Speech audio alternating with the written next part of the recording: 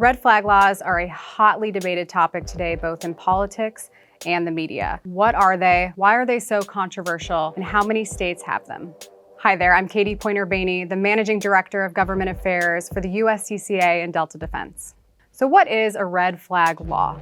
Legally, these are known as Extreme Risk Protection Orders, or ERPO for short. This is an order that allows law enforcement, family members, or even in some cases, medical professionals to submit a request to a court of law to temporarily remove firearms and ammunition from someone who is believed to be a danger to himself or others. While these types of orders are in effect, it bars an individual from purchasing or possessing any firearms, as well as revoking any current CCW permits. These types of orders do vary in length depending on state law, but can last for up to a year.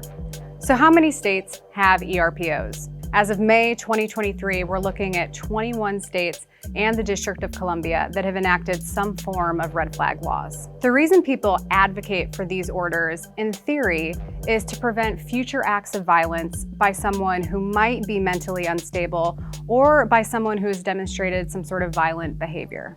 Their theory goes it's harder for someone to commit a violent crime if they don't have the tools to do it. So you've heard the argument and theory for extreme risk protection orders, but what about against?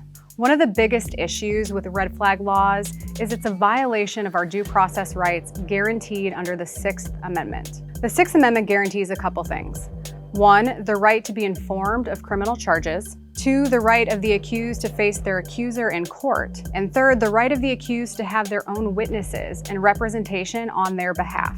An individual could be forced to surrender their firearms without any prior knowledge of them having been charged, without actually having even committed a crime. Again, red flag laws attempt to enforce the law before the law has actually been broken. There are additional concerns that these types of orders can easily be abused. Many individuals can make false or even exaggerated reports to the court. Think about a disgruntled family member, maybe an estranged spouse, or even a neighbor that you don't get along with. Who determines what sort of behavior is violent or threatening? There's no guarantee that such order is going to actually prevent a violent crime from taking place. Criminals, by definition, do not follow the law. According to the FBI's Uniform Crime Reporting Program, illegally purchased guns or possessed firearms are used in 93% of gun-related violent crimes. And I would say most importantly, we're talking about depriving an individual of their Second Amendment right, guaranteed under the Constitution